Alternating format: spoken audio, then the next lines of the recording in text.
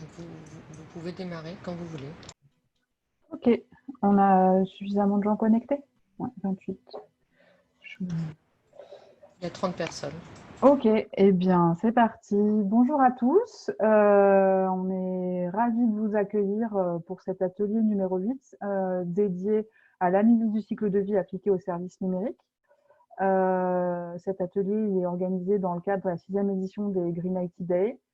J'imagine que vous avez participé à d'autres ateliers avant. On remercie Digital 113 pour son invitation. Donc, pour parler de ce sujet fortement d'actualité, vous avez moi-même en tant qu'animatrice et puis speaker, donc Julie Orgelet, dès demain. Je suis consultante en analyse du cycle de vie et éco-conception sur les services numériques. Je suis accompagnée de David Ronja de l'AMU, qui se Bonjour. présentera un petit peu après, et de Laure Mandaron du groupe La Poste, qui nous fera part de son retour d'expérience de l'application de l'analyse du cycle de vie au sens large et de services numériques dans sa société. On vous propose une intervention en 3 temps, un petit peu un positionnement du questionnement qui va être fait par l'AMU et par David. Un temps un petit peu plus théorique de présentation de ce qu'est l'analyse du cycle de vie de services numériques, dans quel contexte elle s'inscrit, etc. Et puis un temps de retour d'expérience. On va finir cette intervention, en tout cas la partie cadrée de l'intervention à 17h45 pour vous proposer un temps de questions. Aujourd'hui, vos micros sont coupés, mais nous vous proposons de poser vos questions dans le chat et on prendra tout ce qu'on pourra dans les 15 minutes de fin. Donc, on dédie un quart d'heure pour répondre à vos questions et pour rendre cet atelier un petit peu plus vivant. On est nombreux, donc c'est aussi pour ça le choix de passer par le chat pour que chacun puisse s'exprimer. Donc n'hésitez pas vraiment à poser les différentes questions dans le chat au fur et à mesure. Et puis, je me ferai une joie de les partager avec nos intervenants. Je vais donc laisser la parole à David, qui va nous introduire ce sujet de l'analyse du cycle de vie de services numériques. Merci, je te remercie Julie. Alors, ce que je vous propose, c'est de faire une intervention assez rapide en quatre petites séquences.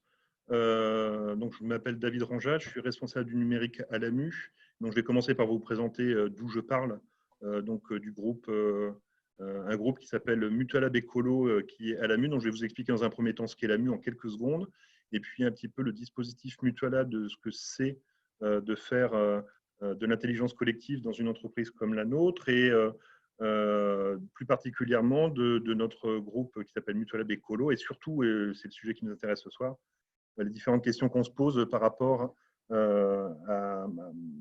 aux services numériques éco-responsables. Donc, l'Agence de mutualisation des universités et établissements d'enseignement supérieur, c'est son nom. C'est un opérateur public, c'est un groupement d'intérêt public. On a 172 adhérents qui sont des universités, des grandes écoles ou des organismes de recherche. Et nous représentons à peu près 150 équivalents temps plein répartis entre Paris, où il y a notre siège, et Montpellier, où il y a une centaine de personnes qui travaillent plus particulièrement sur le numérique. Notre enjeu, nous, c'est la mutualisation dans le service public pour nos adhérents. Et nous travaillons sur 4 axes de l'accompagnement métier. Donc ça, c'est un sujet qu'on va retrouver dans la suite de nos discussions, je pense. On fait de la formation, on est aussi centrale d'achat. Et puis, ce qui nous concerne ce soir, on a une offre de solutions logicielles avec 16 logiciels de gestion qui sont produits et déployés par l'AMU en collaboration avec ses adhérents. Donc, en tant que société de mutualisation, on a un facteur multiplicateur, que ce soit en coût ou en économie, à chaque fois qu'on fait une activité.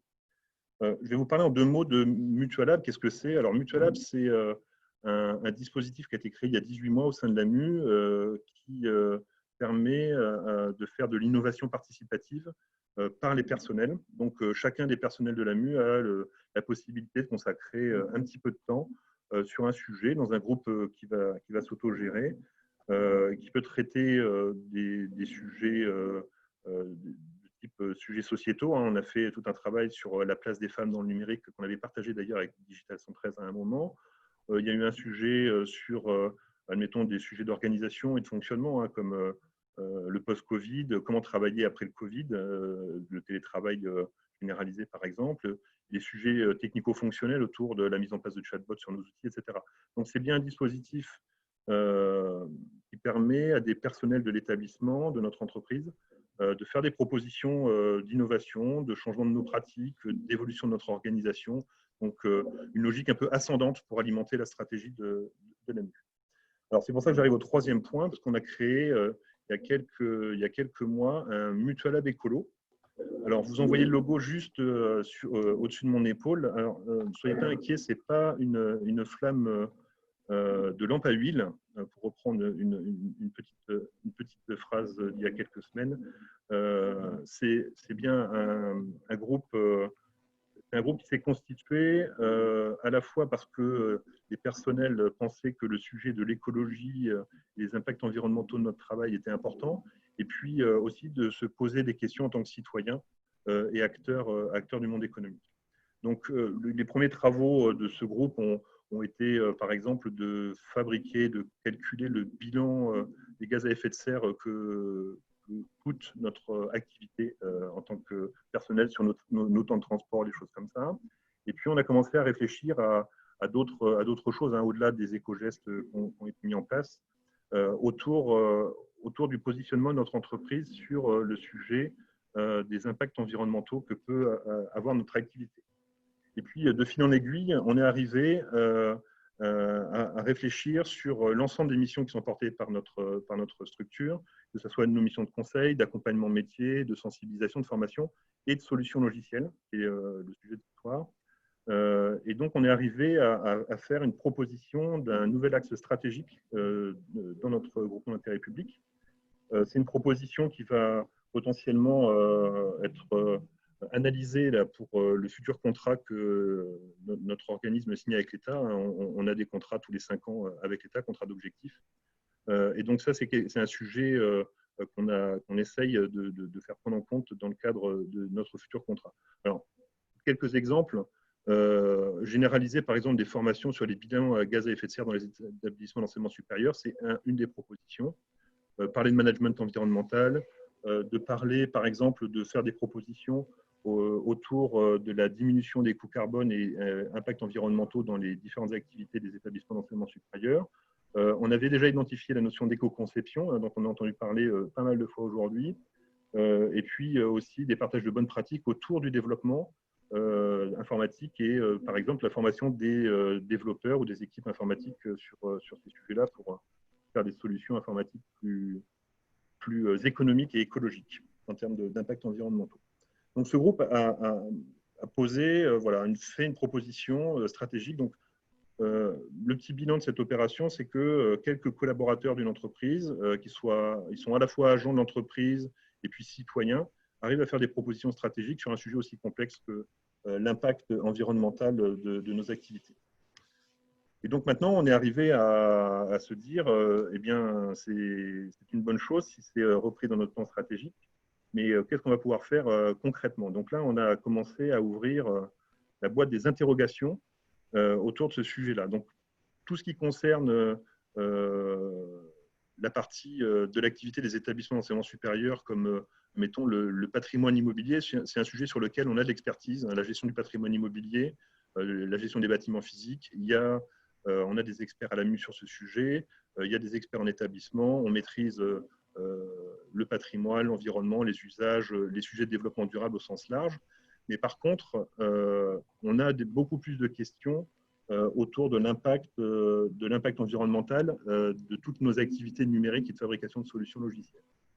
Donc, vu qu'on maîtrise toute la partie du métier d'éditeur de solutions et de déploiement de ces solutions-là, on a commencé une petite réflexion et à identifier un certain nombre de questions en se positionnant sur les différentes phases de projet d'un projet informatique.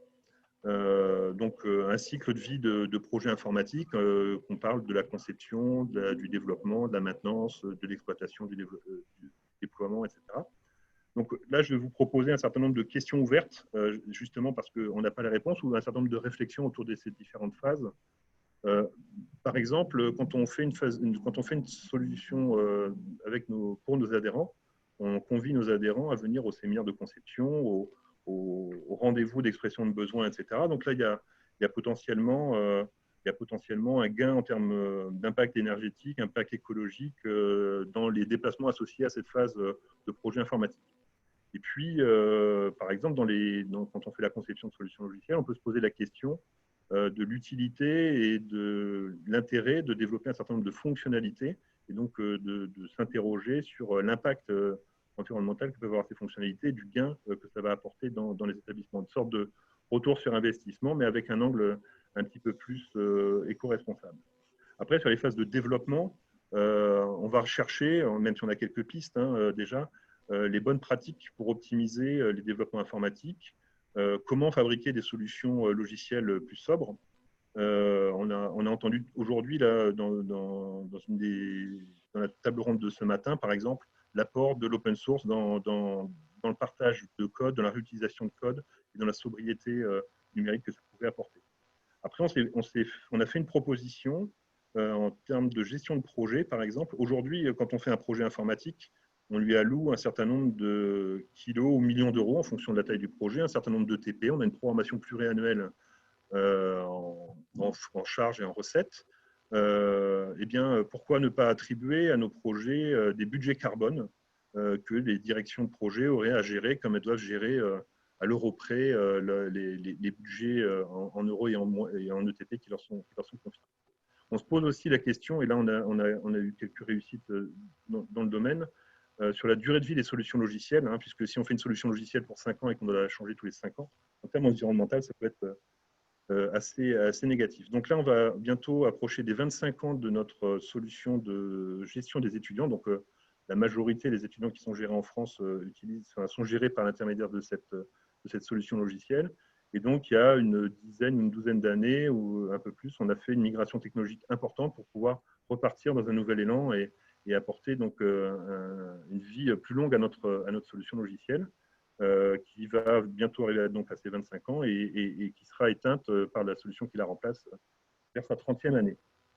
Donc là, c'était un sujet autour de ce qu'on appelle la maintenance adaptative, c'est comment on fait adapter des solutions logicielles pour qu'elles puissent vivre plus longtemps technologiquement, face des fois à des éditeurs qui imposent une obsolescence programmée parce qu'ils arrêtent la maintenance d'une technologie. On se pose des questions aussi, là on est un peu plus près du hardware, là on a parlé un peu de software, un peu plus près du hardware dans tout ce qui concerne l'exploitation. Aujourd'hui, nos solutions logicielles sont majoritairement déployées dans chacun des établissements, ce qui fait qu'on a plusieurs centaines de centres d'exploitation dans les universités et on est en train de réfléchir à une logique de regroupement et d'aller dans une logique un peu plus cloud pour l'exploitation. Et là, on doit se poser un certain nombre de questions, questions de balance aussi. C'est un sujet qui a été évoqué dans l'atelier numéro 1 cet après-midi. Une question de balance énergétique et d'impact écologique si on a une mutualisation d'exploitation sur des très gros data centers, en théorie peut-être plus économe. Mais par contre, on va augmenter drastiquement le trafic réseau qu'il va y avoir pour les dizaines ou les centaines de milliers d'utilisateurs de nos solutions. Donc ça, c'est des questions qu'on se pose. Donc là, on a parlé un peu de cycle de développement logiciel, que ce soit la fabrication, l'exploitation. Il y a de la question aussi autour des formations et du travail collaboratif. Sur tout l'ensemble de tout ce qui est la fabrication des solutions logicielles, quand on part de l'idée initiale de se dire, tiens, il y a une solution à créer sur tel sujet, et puis d'aller jusqu'à la fin de vie de la solution, jusqu'à ce qu'elle soit éteinte et que ces données soient récupérées. On se pose ces questions-là sur notre activité d'éditeur et de diffuseur de solutions logicielles pour les universités. On espère avoir un rôle aussi, en tant que mutualisateur, de diffuser largement ce questionnement au sein des établissements d'enseignement supérieur. C'est-à-dire que quand on fait quelque chose pour nos solutions, on va le positionner dans notre métier de mutualisateur et de levier pour démultiplier ce genre de questionnement dans l'ensemble de la communauté. Donc, toutes les questions qu'on va se poser au niveau informatique, fabrication, etc., et bien, on va le diffuser auprès de notre communauté. Donc voilà, je voulais vous partager ces différentes questions. Et puis maintenant, je vais laisser la parole à Julie. Merci. Merci David. Donc moi, je vais enchaîner avec une partie dédié à l'analyse du cycle de vie, qui pourra, entre autres, peut-être déjà répondre à certaines questions que se pose l'AMU sur les notions de budget impact, comment est-ce qu'on calcule ça, comment est-ce qu'on peut le mettre en place. Mais j'avais envie de vous partager déjà une partie sur l'historique. Pourquoi est-ce qu'aujourd'hui on parle d'analyse de cycle de vie de services numériques? C'est parce que jusqu'à présent, l'analyse de cycle de vie, c'était une méthode qui était dédiée aux produits.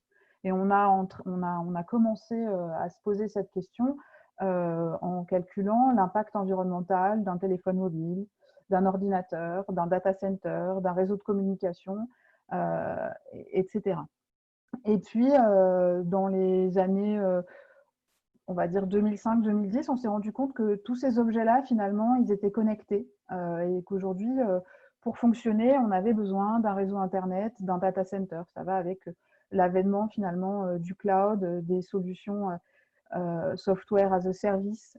Aujourd'hui, si vous voulez travailler et que vous n'avez pas de connexion Internet, surtout dans le contexte actuel de la crise sanitaire, mais déjà avant, c'était relativement compliqué. Et puis, on s'intéressait aux services numériques en se disant les services numériques, finalement, ils permettent de réduire notre impact sur l'environnement. Ils étaient plutôt immatériels. On parlait alors de dématérialisation. Et puis, on parlait aussi de leur efficacité énergétique. C'est-à-dire que quand vous faites une webconférence, ce sur quoi on se basait finalement, c'était de dire oui, mais peut-être mieux vaut-il utiliser une solution connectée plutôt que de prendre un train, une voiture ou un avion et de se déplacer pour aller à un colloque. Il se trouve que pour répondre à ces questions-là, la littérature scientifique et les approches se basaient beaucoup sur l'aspect énergétique, c'est-à-dire on parlait de l'énergie consommée dans les data centers, de l'énergie consommée par vos terminaux, très peu de l'énergie consommée par les réseaux. Et on a eu besoin finalement d'une méthode qui permettait de se poser la question de manière beaucoup plus globale. Et c'est pour ça qu'on est arrivé finalement à se dire pourquoi est-ce qu'on n'évaluerait pas les impacts environnementaux des services numériques de la même manière qu'on évalue les impacts environnementaux des produits. Et c'est pour ça que vous avez vu fleurir, je pense, la référence à l'analyse du cycle de vie comme une méthode qui permettrait de faire ça. Alors, la première question, finalement, c'est en fait, qu'est-ce que c'est que l'analyse du cycle de vie? Parce qu'on en entend beaucoup parler et finalement, on est peu nombreux à savoir vraiment ce qui se cache derrière ça. Donc, la méthode d'analyse du cycle de vie, finalement, c'est une méthode d'évaluation de l'empreinte environnementale, au même titre que le bilan carbone ou les analyses d'impact, qui a ses spécificités. Sa première spécificité, c'est qu'elle propose une approche qui est fonctionnelle. On va se poser la question de quels sont les impacts environnementaux directs associés à l'utilisation de matériel, finalement, pour rendre un service. Parce que le numérique, ce n'est pas magique. Quand vous envoyez un message par un mail ou par SMS ou autre, vous allez utiliser votre terminal, mais vous allez aussi utiliser des réseaux et des data centers. Donc, on va se dire, en fait, quel est le service que je veux rendre? Faire communiquer des personnes, permettre à quelqu'un de réserver un billet de train, permettre à une entreprise de faire sa comptabilité, etc. Donc, on va se poser la question du service rendu. Et ensuite, on va se poser la question de, finalement, qu'est-ce qui permet de rendre ce service? Et pour ça, on va avoir une approche qui n'est pas une approche uniquement bilan carbone. Ce sera une approche qui sera multicritère, avec dans l'idée de quand je passe du papier au numérique ou du déplacement au numérique, est-ce que j'ai potentiellement des transferts de pollution? Donc, c'est une approche qui est multicritère. On va aujourd'hui sur l'analyse du cycle de vie de services numériques tel qu'on l'applique. On étudie les émissions de gaz à effet de serre, on étudie l'épuisement des ressources naturelles abiotiques, on étudie la consommation d'eau, on étudie la consommation d'énergie primaire. Et puis demain, quand cette pratique elle sera plus mature, on pourra étudier d'autres aspects qu'on étudie déjà sur les produits. on va pouvoir étudier des choses comme l'utilisation des sols, l'impact sur la biodiversité, l'impact sur l'eutrophisation, c'est-à-dire les marées vertes, etc. Donc, on va avoir plusieurs indicateurs qui vont nous permettre de voir si, quand on passe d'une solution, on va dire classique, à une solution numérique, on n'a pas des transferts de pollution d'un indicateur qui serait amélioration du bilan carbone, on n'a pas des transferts vers un indicateur qui serait épuisement des ressources naturelles. Donc ça, c'est très important, c'est de dire aujourd'hui, quand on fait de l'analyse du cycle de vie, on va regarder plusieurs indicateurs. Le troisième point, ou troisième paramètre, c'est d'avoir une approche cycle de vie. Alors l'approche cycle de vie pour un produit, c'est relativement simple à comprendre. On parle d'approche du berceau à la tombe, c'est-à-dire qu'on va se poser la question de quelles ressources il a fallu extraire pour fabriquer le produit, quelles ressources on a besoin et quels sont les impacts pour le distribuer, pour l'installer, pour l'utiliser et aussi pour le démanteler, donc pour sa fin de vie. Donc c'est ça qu'on appelle l'approche cycle de vie. Et cette approche cycle de vie, on va la démultiplier finalement sur les différentes dimensions d'un service numérique. Et les dimensions d'un service numérique, c'est le terminal utilisateur, donc qui peuvent être des terminaux que vous connaissez bien, qui sont vos ordinateurs portables, vos téléphones, votre montre connectée, votre tablette, etc. Mais aussi des terminaux un petit peu plus spécifiques, des capteurs dans le cadre de l'IoT, ça peut être des éléments de domotique, mais ça devient aussi votre réfrigérateur, votre voiture, etc., etc. Donc, il y a cet aspect terminal. Il y a l'aspect aussi associé à l'impact environnemental de l'utilisation des réseaux. On sait qu'on a une différenciation d'impact selon qu'on utilise le Bluetooth, le réseau 4G, le réseau 3G, le réseau 2G, le réseau ADSL, le réseau fibre, etc. Et puis, la troisième composante de cette matrice, c'est le data center ou la puissance de calcul et de stockage délocalisée. Et donc, on va encore se poser la question de est-ce que quand je mets en place une solution connectée par rapport à une solution qui ne l'était pas, j'ai un transfert de pollution. Par exemple, je peux illustrer ce point-là en disant que il y a une dizaine d'années, moi j'ai travaillé sur ce qu'on appelait à l'époque des clients légers, donc le fait de mettre chez vous un ordinateur peu puissant, puisque on va pouvoir faire appel à un data center qui va porter la puissance de calcul. Ça veut dire que par rapport à un poste standalone qui serait sur votre bureau, vous avez un poste un peu minimaliste et ensuite vous faites appel au réseau et au data center pour donner de la puissance de calcul et autres. Il se trouve que dans les usages courants, on voit bien dans les entreprises qu'on est passé vers cet usage déporté, mais nos machines physiques qu'on a chez nous, elles sont toujours aussi puissantes, voire plus puissantes qu'elles ne l'étaient avant. Donc, on a potentiellement un transfert d'impact entre la fabrication et la consommation de notre machine qui est chez nous, avec les impacts du transfert de données sur le réseau et les impacts dans le data center. Donc, ça, c'est quelque chose qu'il faudrait regarder au regard de l'analyse du cycle de vie de services numériques.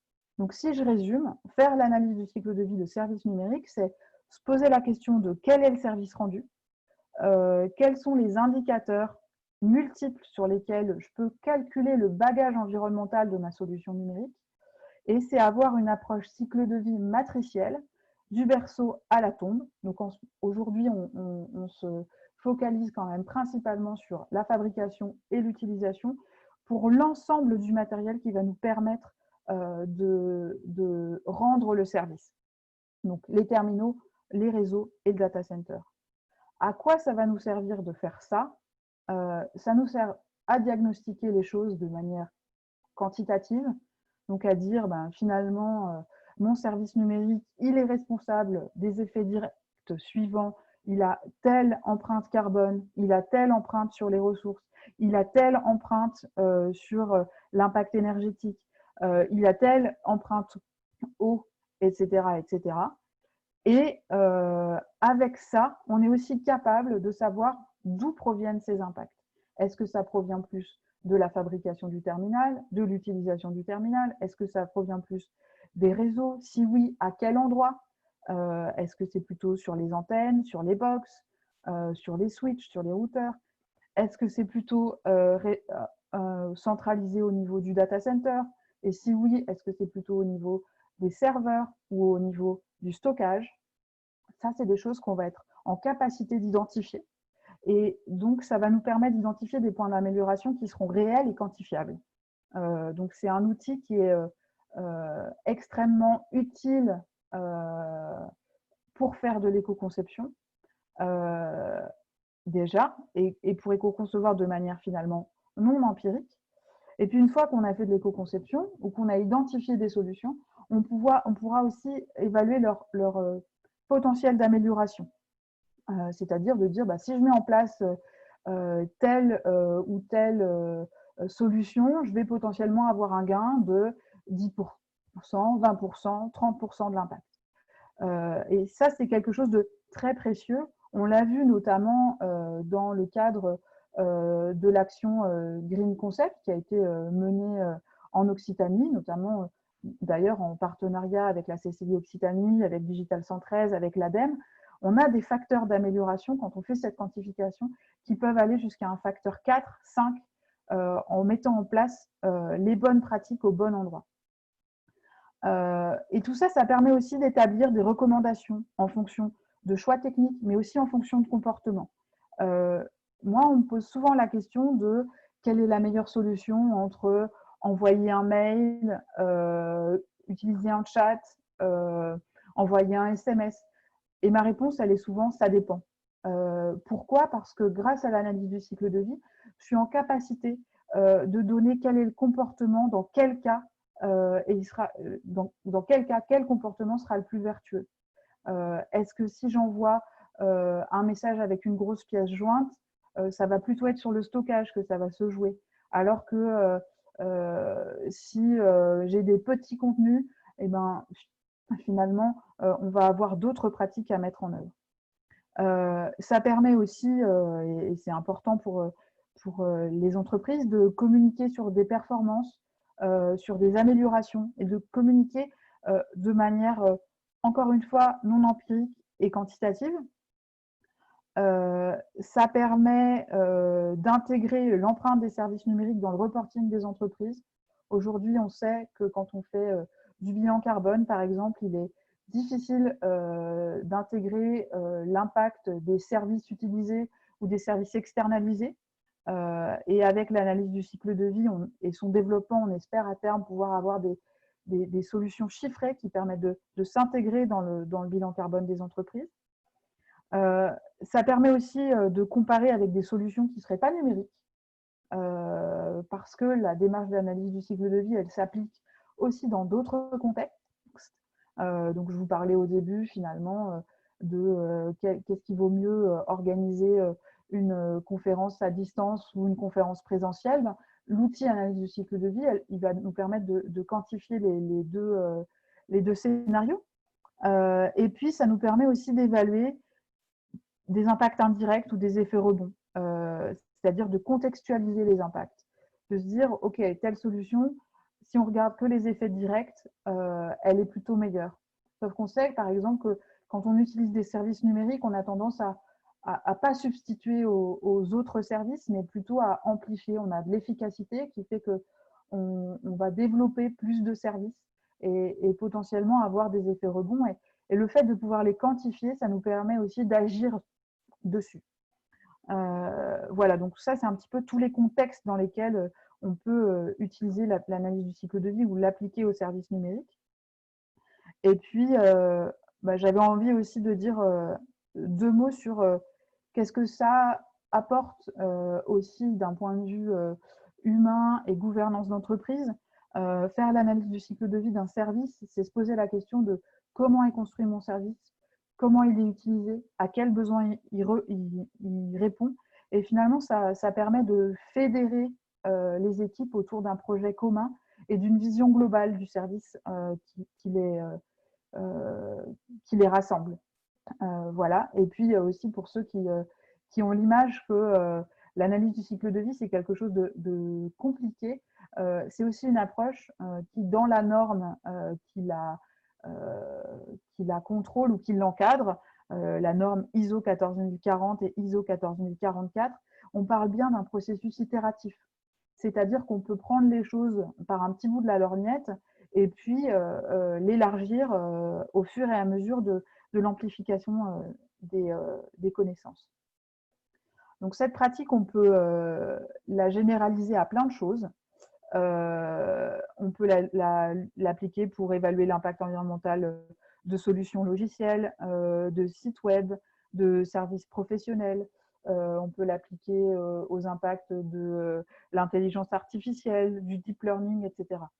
Et du coup, je vous propose maintenant d'illustrer un petit peu ce propos avec l'intervention de Laure Mandaron, qui est responsable RSE pour le groupe La Poste, à qui j'ai envie de poser la question suivante, c'est finalement comment est-ce que vous utilisez l'outil analyse du cycle de vie dans le groupe La Poste et comment vous l'avez mis en œuvre.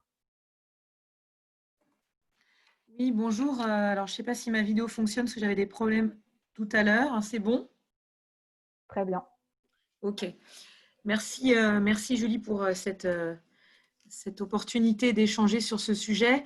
Tout ce que Julie vient d'évoquer sur la manière dont elle qualifie les ACV et les bénéfices que l'on peut en retirer dans une entreprise, je souscris à 100%. Moi, je travaille dans la RSE depuis un peu plus de 22 ans et dans le cadre de mes travaux à La Poste et avant mon aventure postale, j'ai pas mal réalisé des analyses de cycle de vie et surtout réalisé des analyses de cycle de vie à La Poste pour orienter nos décisions et celles de nos clients. C'est effectivement, comme le disait Julie, une méthodologie et une approche qui, de par le fait qu'on est multicritères, il n'y a pas que le climat, qui est un sujet majeur bien sûr pour La Poste, mais on est sur une quinzaine d'indicateurs environnementaux extrêmement structurants pour nos démarches. Ça permet de montrer notamment à nos dirigeants ou à nos clients qu'il n'y a pas que le sujet du CO2 qui peut être particulièrement emblématique, d'autant plus dans un domaine comme le numérique où les analyses de cycle de vie mettent en évidence à quel point la consommation de ressources naturelles et notamment les matériaux rares et les enjeux et défis de la fin de vie sont considérables dans les impacts qui sont provoqués par des solutions qui mettent en jeu du numérique. Donc, nous, à La Poste, on a réalisé et on réalise des analyses du cycle de vie assez fréquemment. Alors qu'elles soient exhaustives en référence, comme le disait Julie, à des normes, la 14040, la 14044, mais ça nous arrive aussi pour des raisons de simplification et de pragmatisme de faire appel à des analyses de cycle de vie qui sont simplifiées de manière à nous orienter dans des décisions sur des projets stratégiques à La Poste, mais qui ne nécessitent pas forcément une vue exhaustive dans le cadre, par exemple, d'une communication à l'ensemble de nos parties prenantes. Récemment, pour vous donner un retour d'expérience, on a actualisé des analyses de cycle de vie pour nous aider à voir quelle était la meilleure solution entre un emballage Colissimo avec une matière plus ou moins écologique et avec des enjeux de réutilisation et de réemploi, puisqu'on ne savait pas exactement quelle était la part du réemploi ou de la réutilisation dans l'amélioration globale finalement d'un emballage sur l'ensemble de son cycle de vie. Autre exemple très récent, vous avez peut-être en tête ce que vous disent certains acteurs du e-commerce, qu'un colis, il vaut mieux se le faire livrer dans un magasin ou dans une consigne plutôt qu'à domicile. Avec Colissimo, on a réalisé une ACV qui permet de montrer que dans la grande majorité des cas, dans certains cas d'usage et selon certaines hypothèses et certaines modalités, il est beaucoup plus intéressant d'un point de vue environnemental d'avoir La Poste qui vous achemine votre colis à domicile plutôt que de vous voir acheminer votre colis dans ce qu'on appelle un point retrait ou un magasin, parce que le simple fait de faire quelques petits kilomètres avec votre véhicule thermique, vous ne vous en apercevez pas, mais vous doublez, voire vous triplez l'empreinte environnementale d'un colis au regard de l'empreinte que la Poste a elle-même générée. Donc, c'est très intéressant de pouvoir, d'une part, lutter contre les idées reçues, partager également de la connaissance avec des données qui parfois sont très peu connues ou très peu comprises. Et puis, ce qui est particulièrement intéressant, tu l'évoquais Julie, c'est comme on est dans une approche de cycle de vie qui permet véritablement d'initier nos évaluations depuis l'extraction des matières premières jusqu'à la fin de vie et au service après-vente de nos solutions ou de nos produits.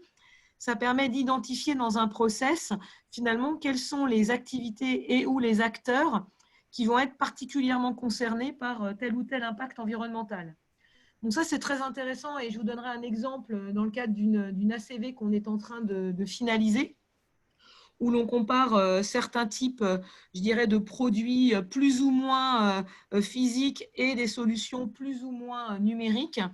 Eh bien, on s'aperçoit que le rôle de la Poste dans le cycle de vie de certaines de ces solutions, eh bien, il représente parfois que 10% de l'impact environnemental. Et ce qui va être particulièrement intéressant, c'est de pouvoir partager les données qu'on a acquises avec l'ensemble des acteurs amont de la filière, par exemple des papetiers ou des imprimeurs ou des acteurs du numérique, par exemple, ou en aval, de manière à susciter l'intérêt à agir et à engager des démarches d'éco-conception, bien évidemment en se les appliquant à nos propres activités quand on est concerné, mais également d'avoir un rôle d'acteur qui essaime aussi les bonnes pratiques et la connaissance pour faire que sur une solution ou un produit qui embarque de nombreux acteurs au-delà de notre chaîne de valeur, on puisse aussi susciter des plans de progrès étayés avec des données extrêmement factuelles et fiables. Ce que Julie évoquait aussi, qui est très important et qu'on utilise beaucoup à la Poste, tu as dit, Julie, que tout ça, bien évidemment, c'était en fonction d'usage. Et que très souvent, là aussi, c'est frustrant en interne et souvent, j'ai des interlocuteurs qui sourient parce que je suis amenée à dire bah, ça dépend. Effectivement, tout dépend de ce qu'on appelle l'unité fonctionnelle que vous avez décidé d'étudier. Est-ce que c'est 1 centimètre d'écriture avec votre stylo? Est-ce que c'est 1 kilomètre passager dans le domaine de l'aérien? Est-ce que vous allez étudier, par exemple, le fait d'aller recevoir une facture papier qui va être conservée X années dans votre classeur et imprimée X fois versus votre même facture conservée plus ou moins longtemps dans un coffre-fort digital alimenté avec finalement des data centers qui sont situés dans des pays avec un mix énergétique plus ou moins carboné. Tout va dépendre d'un certain nombre de pratiques. Quel est mon taux de lecture? Le nombre de fois où je vais finalement télécharger mon application pour aller découvrir une publicité. Quel est le nombre de fois où je vais aller interroger finalement ma facture stockée sur mon mail ou sur un site digital sécurisé. Donc ça, c'est vraiment intéressant parce qu'au-delà d'un constat statique qui va pouvoir comparer une solution par rapport à une autre ou un comportement par rapport à un autre, ça vous donne une visibilité sur les hypothèses qui ont été particulièrement structurantes dans votre modèle et ça met en évidence quels sont les principaux inducteurs qui font varier l'impact, qu'est-ce qui est plus ou moins significatif tout au long du cycle de vie. Et puis, ça vous permet de détecter aussi quels sont les principaux leviers qui vont vous permettre d'améliorer votre produit ou votre service tout au long de son cycle de vie. Je vous donne un exemple moi, qui m'a beaucoup surpris récemment dans le cadre d'une ACV qu'on a menée. Alors, c'est une ACV notamment sur un produit ou en tout cas plutôt un service qui met en jeu beaucoup de transport, beaucoup de livraison et beaucoup de digital. Et donc, moi, j'imaginais que les impacts allaient être au niveau de l'hébergement dans le cloud et ou dans le transport réalisé par la Poste. Eh ben, un impact qui a été particulièrement significatif et que j'aurais totalement ignoré sans une ACV, c'était le fait que dans des entrepôts, vous allez avoir des palettes qui vont stocker, par exemple, des flyers de communication qui sont pendant une durée donnée sur plein de palettes dans un entrepôt logistique. Et puis, pour que vos flyers soient dans un état approprié et soient stockés dans des conditions qui respectent les standards de la logistique, il faut qu'il y ait des films plastiques d'une certaine nature qui vont entourer vos palettes avec un très grand nombre de tours autour de votre palette et finalement quelque chose qui assure la robustesse et la préservation de vos flyers papier. Eh bien, jamais j'aurais imaginé que le fait, dans un entrepôt logistique, d'avoir ce filmage avec un film d'une nature très particulière, ce soit extrêmement impactant dans le cadre d'un service où j'imaginais plutôt la partie numérique ou la partie transport qui finalement était moindre que cette activité que j'ignorais totalement dans l'aspect, en tout cas la valeur et le poids qu'elle avait dans l'empreinte environnementale globale de notre service. Voilà. De la même manière que dans le numérique, ce que nous apprennent des ACV, et là aussi c'est assez surprenant et passionnant, c'est que dans certains cas, on a finalement un hébergement qui a l'air d'être significatif et quand on creuse certaines pistes et certains inducteurs, on s'aperçoit qu'aujourd'hui, l'attention doit être tout particulièrement portée sur les infrastructures et sur le device et qu'on est plutôt sur des enjeux d'extraction de matières premières et de gestion de la fin de vie de ces ressources. Et donc, on est véritablement sur un enjeu d'optimisation de la gestion des ressources et notamment des ressources rares. Et que finalement, plutôt que d'aller chercher à optimiser le PUE ou la durée de stockage, même si ça reste des éléments extrêmement importants, eh ben, il est parfois beaucoup plus efficace d'aller travailler sur l'allongement de la durée de vie de nos équipements et sur la manière d'acheter ces infrastructures et ces produits qui assurent le service numérique, parce qu'en faisant de l'éco-conception amont et en travaillant ensuite sur finalement l'amortissement et l'allongement de la durée de vie, on peut avoir une incidence beaucoup plus importante au global sur le cycle de vie d'une solution donnée, par exemple. Donc voilà quelques illustrations. Donc nous, c'est essentiel parce qu'effectivement, vu l'ampleur de la Poste et l'importance dans le temps de nos décisions, on n'a pas le choix, il ne faut pas qu'on se trompe. Et donc, ces ACV nous permettent véritablement de mener des politiques RSE et de structurer des plans d'action qui soient véritablement efficaces au regard de la réalité de l'empreinte environnementale de nos produits et de nos services, et surtout de nous inscrire dans une logique où on va pouvoir acquérir des informations assez inédites, qu'on va ensuite pouvoir partager avec les acteurs d'une chaîne de valeur, et puis surtout se positionner comme un acteur qui va orienter ensuite les choix de nos clients pour pouvoir collectivement finalement avoir une incidence positive en faveur de modes de consommation et de production beaucoup plus respectueux de l'environnement. Voilà, je ne sais pas, Julie, si j'ai répondu, je dirais, aux attentes que tu avais par rapport à mon intervention. Je pense que oui, on va voir dans le chat les réponses. Alors moi, j'ai noté 4 points dans ce que tu as dit qui me paraissent très importants, qui sont finalement la surprise par rapport aux sources des impacts. C'est-à-dire que le fait que parfois l'analyse du cycle de vie, ça permet de combattre certaines idées reçues qu'on pouvait avoir a priori. Le fait que ce soit un outil pour vous pour structurer vos plans d'action par rapport à une réalité et finalement pas par rapport à ces fameux a priori, cette notion aussi d'être prescripteur, c'est-à-dire que quand on travaille sur le cycle de vie, en fait, on est obligé de fédérer des acteurs, on leur demande des choses parfois qu'ils n'ont pas l'habitude de donner, sur lesquelles ils peuvent être un peu méfiants, et du coup d'un besoin finalement de travailler collectivement à notre réduction d'impact environnemental. Je pense que c'est relativement fondamental dans la démarche. Je ne sais pas si j'ai noté les grands… Enfin, en tout cas, moi, c'est les grands points qui me marquent dans ton intervention. Alors, il y a une question, effectivement, est-ce qu'on mène, je pense qu'elle est pour moi, des ACV pour chaque nouveau projet? Alors, la réponse, elle est non, non et non. Pourquoi? Parce que ce sont des démarches qui sont coûteuses, voire parfois très coûteuses, en fonction du périmètre que vous étudiez. Ce sont des démarches qui nécessitent, quand c'est des véritables ACV, au sens où Julie l'a explicité, quand on suit l'intégralité des exigences des normes, et notamment c'est le cas à la Poste quand on fait appel à ce qu'on appelle des revues critiques, c'est-à-dire que des tiers indépendants évaluent la robustesse de votre ACV.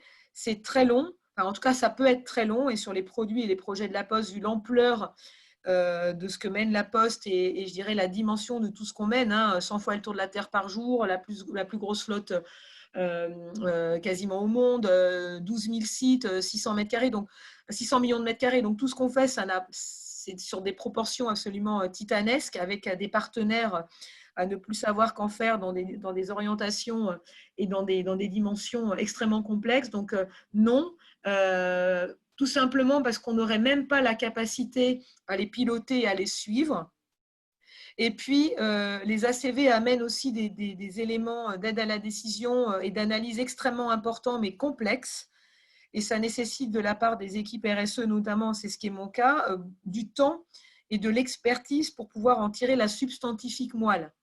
Il n'y a rien de pire, et c'est souvent le cas, d'avoir une ACV qui a été faite avec beaucoup, beaucoup de professionnalisme, en particulier quand c'est Julie qui peut vous la faire, parce que je salue le travail de Julie dans ce domaine, et que quelque part, vous n'avez pas le temps, l'expertise et finalement la robustesse en interne dans nos organisations pour pouvoir en tirer la substantifique moelle. Donc, ce n'est pas jouable, c'est quelque chose de beaucoup, beaucoup trop complexe et beaucoup trop finalement surdimensionné que de l'appliquer à l'ensemble de nos projets. Par contre, ce qui est très intéressant, c'est dans la manière de structurer une analyse de cycle de vie sur un projet donné ou sur une offre donnée. Il faut être assez malin parce qu'il faut choisir des cas de figure qui vont être assez représentatifs d'autres comportements ou d'autres projets. Et du coup, sans que ce soit comparable, vous allez pouvoir ensuite utiliser les données d'une ACV donnée. Alors, je ne dis pas qu'il va falloir après communiquer à l'externe parce que ça ne sera pas possible, mais les données d'une ACV, de votre ACV, va pouvoir vous aider vraisemblablement sur un autre projet, pas de manière exhaustive et pas de manière comparable une fois encore, parce que c'est trop subtil et trop précis, mais ça va être riche d'enseignements dans la manière d'opérer ensuite d'autres projets ou d'autres offres. Donc, c'est important, quand vous menez une ACV, c'est un projet conséquent, de bien définir ce que vous voulez étudier parce que ça peut aussi être intéressant pour vous de transposer les enseignements de cette ACV à d'autres projets. D'une manière très qualitative finalement, mais dans le fond et dans la manière dont certains leviers ou idées reçues vont pouvoir être réajustés, c'est très intéressant pour vous. Ouais, ça, je rejoins vraiment l'intervention de Laure en disant que l'analyse du cycle de vie, c'est pas une religion, c'est pas quelque chose qu'il faut appliquer de manière systématique. Mais par contre, il faut être vigilant à curieux de tous les enseignements qu'elle peut nous apporter et du coup être en capacité de les transposer sur d'autres choses. Après, il y a différents niveaux d'analyse du cycle de vie. Hein. Ce qui est fait au sein du groupe La Poste, ce sont des analyses du cycle de vie qui sont conformes aux normes ISO 14040 et 44, qui font l'objet de revues critiques. Et sur certains projets un petit peu plus simples, on peut appliquer d'autres méthodes, un petit peu des versions simplifiées, ou qu'on appellera même des analyses du cycle de vie screening, qui permettent finalement de dégager des grands ensembles, surtout quand on n'est pas sur des approches comparatives, mais sur des approches de diagnostic. Dans le service numérique, aujourd'hui, c'est ce qu'on pratique, de l'analyse du cycle de vie type screening, en se raccrochant à un point très important de la norme, qui est ce point sur la notion d'itération. L'idée, ce n'est pas de vouloir faire parfait tout de suite, mais c'est d'avoir dans un premier temps une vision des grands ensembles de contributions. Et du coup, je rejoins un certain nombre de questions qui sont finalement, est-ce qu'on peut trouver des données fiables pour faire des analyses de cycle de vie? Alors, oui, sur le service numérique, c'est une question qu'on nous pose souvent. Moi, je suis engagée sur un projet de recherche qui s'appelle Mégaoctet, qui a pour objet de proposer une base de données et une méthodologie qui soit fiabilisée par rapport au temps, à la vitesse de renouvellement du matériel, etc. C'est un projet qui dure 3 ans, qui finira en octobre 2021 et qui a pour vocation finalement de faire émerger des données fiables. Mais en attendant de faire ça, il y a quand même des moyens de matérialiser les impacts environnementaux des services numériques. C'est ce qu'on a fait dans le cadre de Green Concept, où on était plusieurs consultants spécialisés soit sur les services numériques, soit sur l'analyse du cycle de vie. on a mutualisé pas mal de nos outils pour faire un petit calculateur simplifié qui permet déjà de donner des impacts des grands ensembles. Et on se rend compte qu'aujourd'hui, notre rapport au numérique, il est fait de telle manière qu'on lui a donné très peu de matérialité, qu'on lui a donné très peu de valeur énergétique, qu'on lui a donné très peu de valeur matérielle, et que du coup, avec quelques métriques, on a déjà la capacité d'identifier et de réduire les impacts environnementaux. Il faut savoir que par exemple, il y avait déjà des études qui ont été faites de manière très sérieuse par l'ADEME en 2011 sur l'impact environnemental d'un mail, d'une recherche, d'une requête web, etc. Et qui permettent déjà, je vous invite à les consulter parce qu'elles permettent de bien comprendre la méthodologie ACV. Et du coup, vous pouvez vous référer à ces aspects-là. Alors, quelles questions je pourrais prendre en complément? Je vais essayer de faire un petit tour, on va dire, dans l'ordre chronologique. La première question, c'était quelle est la méthodologie globale pour l'analyse de cycle de vie d'un site Internet?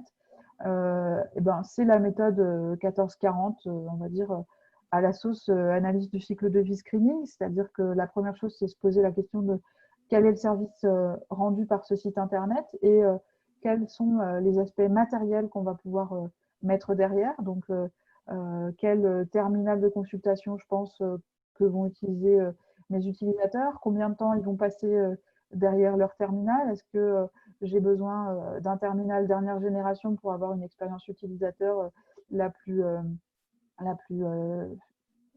chouette possible. Quel est l'impact du réseau en se posant la question de qu'est-ce que je vais avoir comme trafic de données.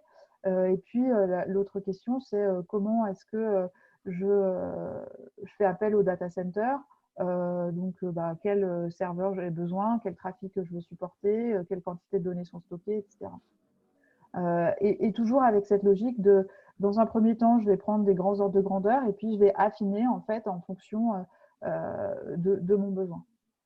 Donc voilà, ça c'est pour la première question. Ensuite, donner davantage de détails sur la manière d'intégrer les terminaux utilisateurs et les data centers dans les ACV de services numériques.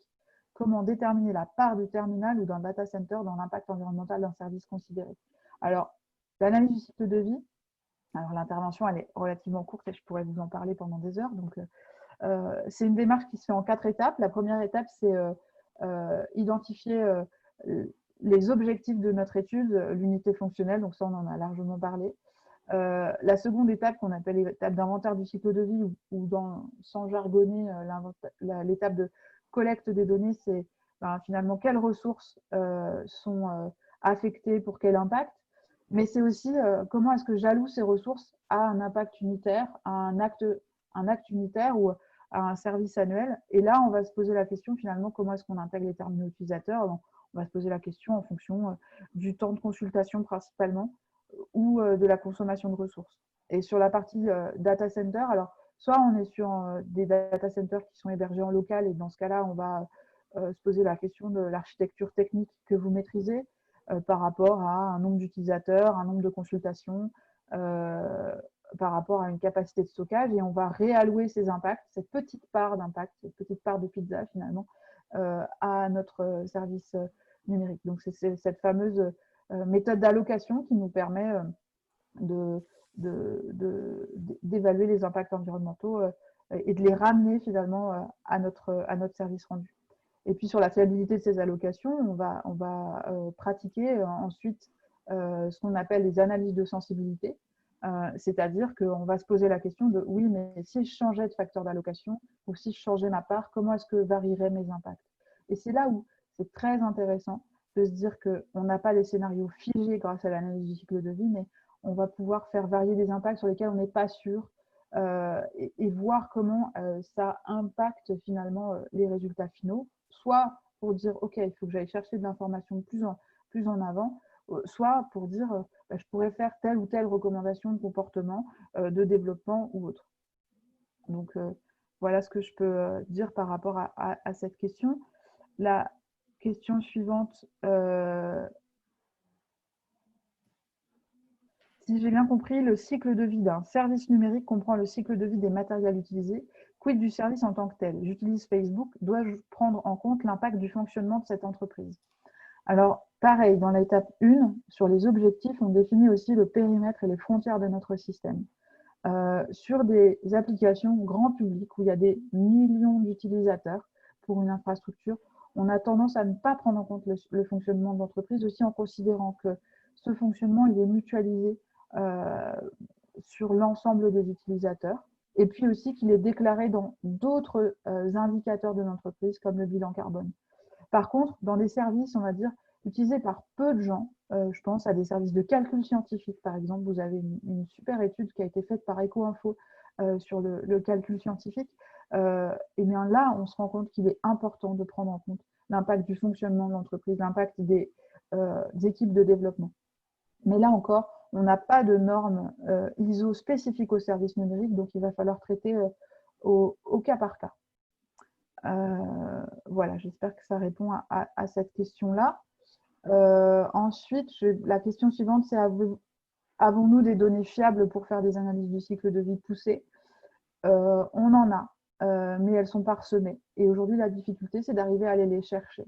Donc, je vous parlais tout à l'heure du projet de recherche auquel j'appartiens, le projet Mégaoctet, qui a pour objectif de pousser ces données fiables. Aujourd'hui, les pouvoirs publics, les acteurs comme La Poste poussent pour que ces données puissent être partagées et fédérées dans des méthodologies bien spécifiques. Voilà pour cette question auquel je ne saurais pas répondre plus avant comme ça en 2 minutes.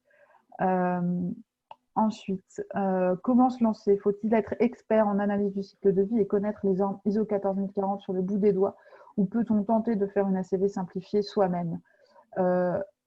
Alors, si on veut faire une analyse du cycle de vie poussée comme le fait La Poste, aujourd'hui, il vaut mieux être expert, effectivement. Mais par contre, pour se donner des idées sur l'analyse du cycle de vie screening, déjà comprendre la méthodologie d'analyse du cycle de vie, le positionnement intellectuel qu'elle présente, ça permet de faire des évaluations quantitatives intéressantes et de vous faire avancer. Vraiment dans l'idée d'être dans un processus itératif et de se poser la question de où sont mes impacts, etc. C'est quelque chose qui est tout à fait possible. Moi, quand je fais des formations à l'analyse du cycle de vie, je dis déjà la première chose que je veux que vous intégriez, c'est ce positionnement, c'est la méthodologie. Et déjà, si vous êtes en capacité de vous poser des questions de l'étape 1 sur les objectifs, l'unité fonctionnelle, les frontières de mon système, d'aller faire de la collecte de données, vous avez déjà une mine d'informations qui est très importante et qui pourrait permettre, dans un premier temps, de faire des choix relativement éclairés, notamment sur la partie comparative. Avez-vous des outils à proposer, conseiller pour réaliser une analyse du cycle de vie d'un service numérique et capable de prendre en compte les nombreux paramètres qui entrent en compte? Aujourd'hui, je n'ai pas d'outils clés en main à vous proposer. Ce n'est pas comme pour l'analyse du cycle de vie de produits où je pourrais vous conseiller des outils comme CIMAPRO, IME, Gabi ou autres. On a recours à des calculateurs un peu faits sur mesure à chaque fois. Voilà pour cette question-là. Après, le but de Négaoctet, c'est aussi de proposer ces outils dans une temporalité 2021 et je crois vraiment qu'on va y arriver. Voilà, les 2 questions suivantes, elles ont été traitées. Alors, je prends une petite minute pour lire les questions suivantes. Est-ce qu'on peut utiliser une analyse de cycle de vie involontairement? Est-ce que l'analyse du cycle de vie peut involontairement servir le greenwashing? L'analyse du cycle de vie, ce n'est qu'un outil. Et c'est aussi pour ça qu'on insiste autant sur la partie objectif que sur la partie interprétation et documentation des limites. Un outil peut servir à des fins bienfaitrices ou malfaisantes. Donc oui, comme tout outil, on peut le rendre biaisé quelque part. Je vais reporter une dernière question. Nombreux acteurs se lancent dans la compensation carbone, planter des arbres en partie. Faut-il prendre en compte cette compensation dans l'analyse du cycle de vie? Si oui, prenez-vous en compte ce que deviennent cette compensation carbone. Les plantations d'arbres compensés sont souvent utilisées en biomasse dans les 30 ans, libérant ainsi l'exhaustivité du carbone capturé. Alors, dans ma pratique personnelle, j'ai tendance à ne pas prendre en compte ces compensations carbone, de la même manière que je ne prends pas en compte les certificats d'énergie verte et des data centers. Après, si c'est fait, ça doit être documenté dans le rapport. Voilà. Aujourd'hui, moi, j'utilise l'analyse du cycle de vie comme un outil d'aide à la décision, comme un outil de reporting, comme un outil qui nous permet de réduire notre impact environnemental de manière directe. Il y a des méthodes qui permettent de prendre en considération la compensation carbone. Ça peut être fait, mais c'est franchement pas la norme. Voilà. Merci à tous pour votre participation. Merci aux intervenants qui ont bien voulu se prêter à cet exercice. Merci aux nombreux participants pour leur réactions, leurs questions très pertinentes. Et j'espère que tout ça a été éclairant pour vous. Voilà, si David ou Laure veulent dire un petit mot pour clôturer, ou Digital 113, évidemment. En deux mots, côté La Poste, effectivement, je réponds directement à une question. Il faut savoir que La Poste ne s'est pas engagée à compenser ses émissions. C'est que La Poste, elle est intégralement neutre en CO2 depuis 10 ans. Donc, nous, on ne s'engage pas, on a agi et on est déjà intégralement neutre. Et comme le dit Julie, je pense que ce serait préjudiciable d'intégrer la compensation comme une annulation de nos émissions. Je pense que c'est très, très important de bien distinguer une empreinte, une réduction et une compensation. Par contre, ce qui est indiqué sur les 30 ans et les arbres, ce n'est pas juste, mais ça, on pourra en discuter.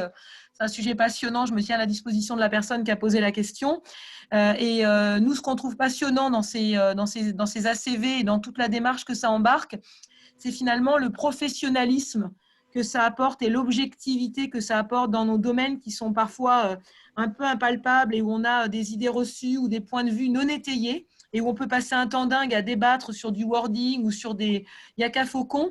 Et là, je trouve que c'est un des rares moments quand on a le rapport d'ACV entre les mains. Alors, il y a peu d'interlocuteurs, malheureusement, qui le lisent parce que c'est très compliqué. Mais là, au moins, c'est la première fois, moi, quand je parle à la Poste avec une ACV dans les mains, où j'ai le silence et où personne ne pense que sans avoir des données factuelles et où enfin on est objectif dans nos orientations et notre capacité à challenger nos pratiques. Donc, je ne saurais que vous encourager à y prendre goût, alors avec modération, parce que sinon après on a du mal à reculer dans un monde qui est beaucoup moins quanti et plus quali avec ce que ça génère de frustration. Mais en tout cas, ravi d'avoir pu partager en quelques minutes le retour d'expérience de la Poste.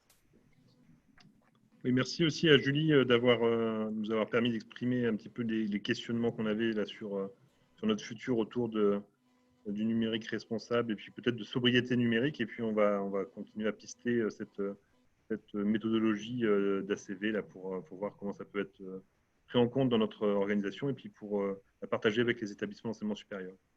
Merci. Merci à tous. Bonne fin de journée et merci encore à Digital 113 pour nous avoir donné cet espace de parole dans le cadre des Green IT Day.